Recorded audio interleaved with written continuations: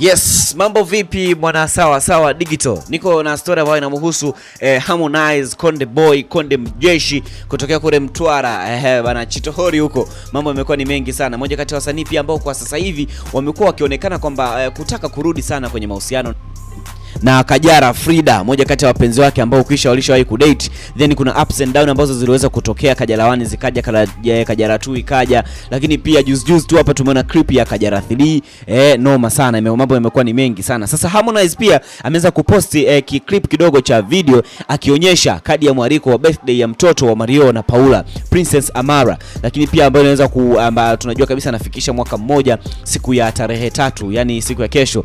Pia aliweza kuandika kwamba kama shida ni kale ka distance, tarehe 3 Amara anatimiza 1. Anasema babu usikose hii. Bana, hiyo kauli hiyo imeweza kushtua watu wengi kwamba kale ka distance ambako pia ameweza kuimba kwenye ile nyimbo yake bana kwamba kuna kale ka distance fulani ambako amekwisha kutokea. Sasa birthday hii inaweza ikawa ni moja kati ya sehemu ambazo itamfanya yeye Harmonize aweze kukutana na Kajala ambaye alishawahi kuwa mpenzi wake, na inasemekana pia kumbe bana tunamkumbuka kama Mwijako alishawahi kusema kwamba katika birthday hiyo kuna sehemu ambayo imeweza kutengwa wazazi kuweza kukaa, wazazi wa mama, yani nikimaanisha Paula Kajala ambaye ni Frida Kajala atakuwa amekaa huko pamoja na Harmonize. Kwa inavyosemekana kwamba hiyo sehemu ndio watakaa wazazi ambao watawakilisha kama ni wazazi wa Paula Kajala. Sasa kauli hiyo inaonekana kabisa kwamba ni ishara ya ukaribu wake na familia ya Mario, au pia ni kwa sababu ya Harmonize aliwahi kuwa na uhusiano pia na Kajala mama ambaye ni mama mzazi wa Paula Kajala ambaye ni mke wa Mario. Sasa wakati tetesi ambazo pia zinaweza kuzikijirudia